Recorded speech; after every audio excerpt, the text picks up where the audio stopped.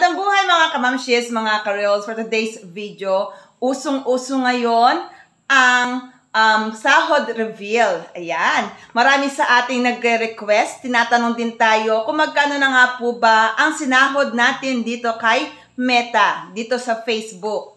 Totoo po na may pera dito sa Facebook. Kaya naman mga kapwa ko content creators, huwag po tayong magsasawang gumawa ng content araw-araw. Kailangan po, consistent po ang ating pag-upload dito kay Meta. Dito po sa ating FB Reels. Ayan, kung ikaw ay hindi pa monetize, magpursige lang at ipagpatuloy kung ano ang nasimulan. Huwag kang susuko. Kung konti lang ang views mo, okay lang yan. Darating din ang panahon na siguradong makakamtan mo rin ang jackpot. Yung jackpot kung saan si Meta mismo ang magpapakalat sa mga wider audience natin upang manood ng iyong mga video. Kung kaya't magkano nga po ba ang aking sinahod dito kay Meta? Ito po ay para lang mapakita ko sa inyo, hindi upang ipagmayabang, kung hindi to inspire. Ayan, di ba po? Hindi man po ito kalakihan.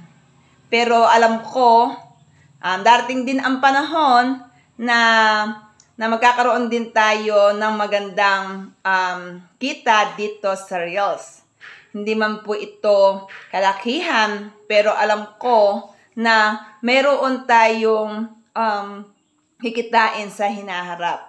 Kaya naman, magkano nga po ba ang aking earnings dito po sa ating FB Reels? So, ito na po ang aking kita. Nakita niyo po ba? Yan po ay hindi ko pa nasasahod. Dahil, yan po ay kailangan pa natin makaipon ng $100 upang makuha natin ang ating earnings dito kay Meta. Kaya naman, magpatuloy lang po tayo. Huwag po tayong mawawala ng pag-asa. Kung sila ay kumasahod na, huwag kang mag-alala, huwag kang makipagsabayan sa iba.